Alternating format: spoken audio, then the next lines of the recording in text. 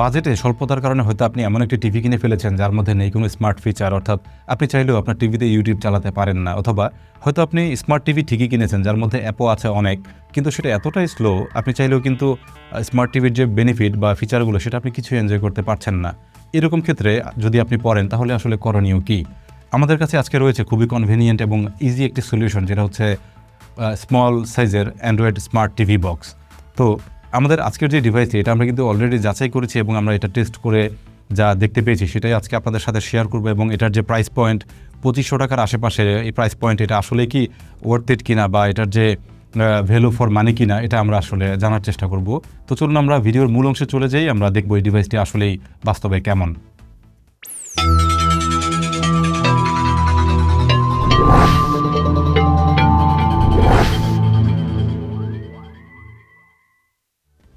ট্রান্সপিড ব্র্যান্ডের এই টিভি বক্সটি আপনারা পেয়ে যাবেন ফেমাস গ্যাজেটের ওয়েবসাইটে, যাদের কাছে এটা অ্যাভেলেবেল আছে বর্তমানে, এবং টিভি বক্সের বর্তমান দাম, স্পেক সহ যাবতীয় তথ্যগুলো দেখে নিতে পারেন। ভিডিওর ডেসক্রিপশনে এটার সমস্ত তথ্য দেওয়া থাকবে। আর ফেমাস গ্যাজেটে এই টিভি বক্স ছাড়াও আরও অনেক গ্যাজেটের কালেকশন আছে, আপনারা চাইলে অন্যান্য আইটেমগুলো দেখে আসতে পারেন। ভিডিওর ডেসক্রিপশনে সমস্ত তথ্য দেওয়া থাকবে। স্মার্ট টিভি বক্সটি আমি হাতে পাই এরকমই ছোটোখাটো একটি বক্সে, যার পেছনে লেখা রয়েছে এটার variant 2/16 means 2GB 16GB version এটা। আর এটার যে মেইন ফিচার 8K পর্যন্ত ভিডিও সাপোর্ট রয়েছে, আলট্রা এইচডি এবং ওয়াইফাই 6 কানেক্টিভিটি অপশন থাকছে।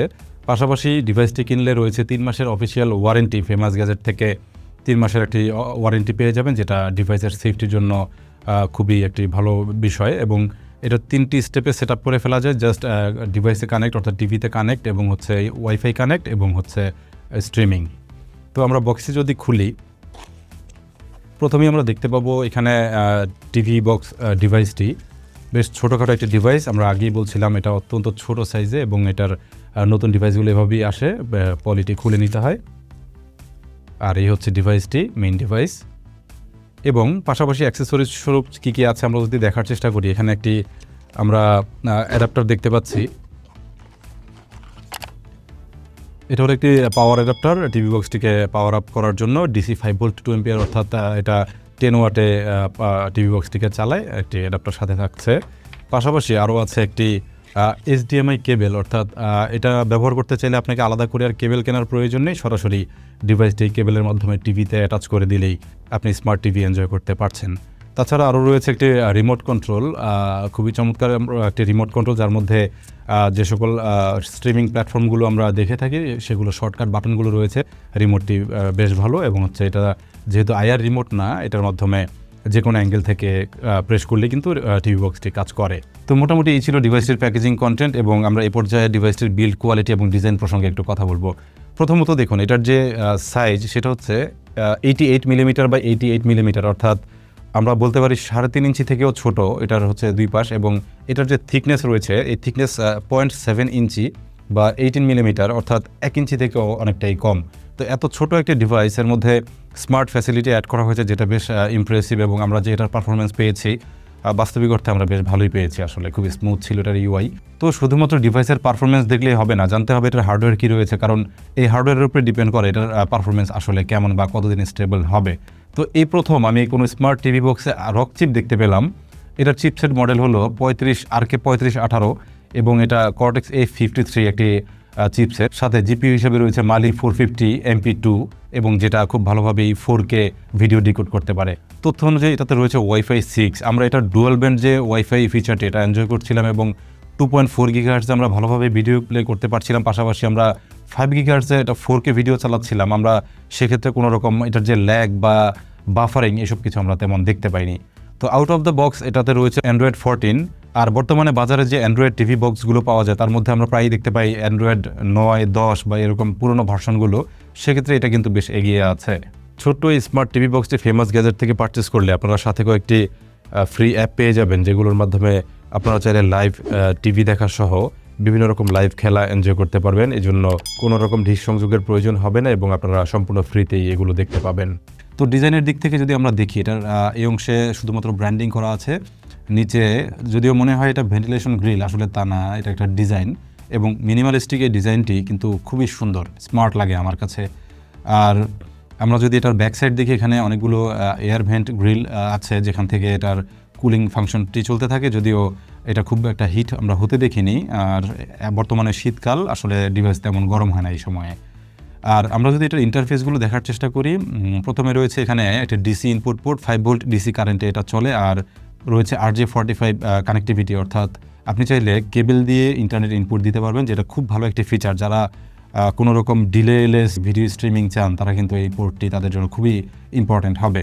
এবং এটার আউটপুট নেওয়ার জন্য রয়েছে একটি ফুল সাইজ HDMI পোর্ট, এটা দিয়ে সর্বোচ্চ 4K পর্যন্ত ভিডিও আউটপুট দিতে পারে, যেটা যদিও ডিপেন্ড করে আপনার আউটপুট ডিভাইসের উপরে। যেমন আপনার যদি টেলিভিশন 4K ভিডিও সাপোর্ট করে সেক্ষেত্রে আপনি 4K পাবেন, এবং এটা দিয়ে চাইলে আপনি স্পিকার সহ মনিটর, যে কোনো টেলিভিশন, যে কোনো প্রজেক্টরে আপনি অ্যাটাচ করে মানে স্মার্ট যে ফিচারগুলো এনজয় করতে পারবেন।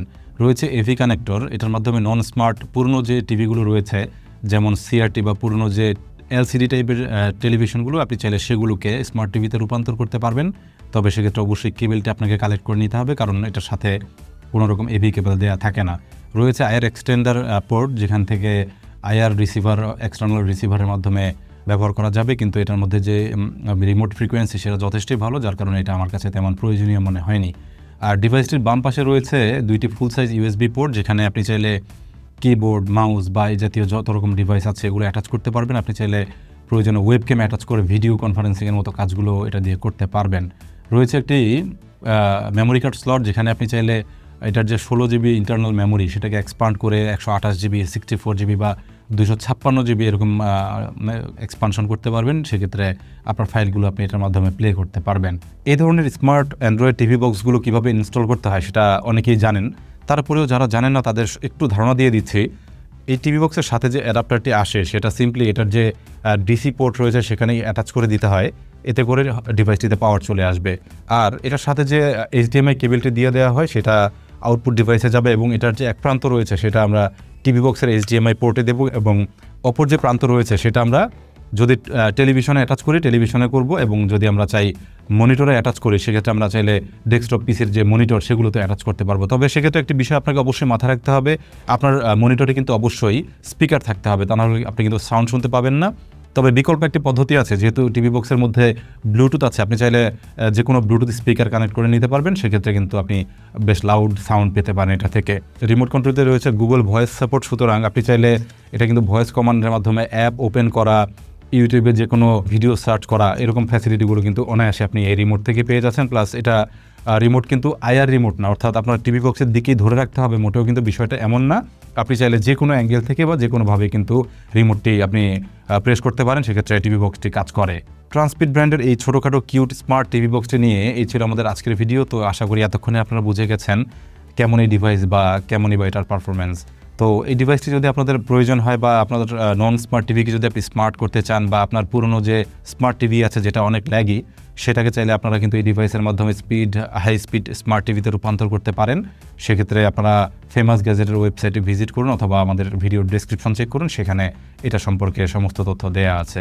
আর ভিডিওটি যদি ভালো লাগে সেক্ষেত্রে অবশ্যই চ্যানেলটি সাবস্ক্রাইব করে রাখবেন, সাথে বেল আইকনটি অন করে রাখবেন। পাশাপাশি যদি ফেসবুক থেকে ভিডিওটি দেখেন সেক্ষেত্রে অবশ্যই আমাদের পেজটি ফলো দিয়ে রাখুন। আর খুব শীঘ্রই কথা হবে আরও চমৎকার কোনো গ্যাজেট বা ইলেকট্রনিক্স নিয়ে। সে পর্যন্ত সবাই ভালো থাকবেন। আসসালামু আলাইকুম।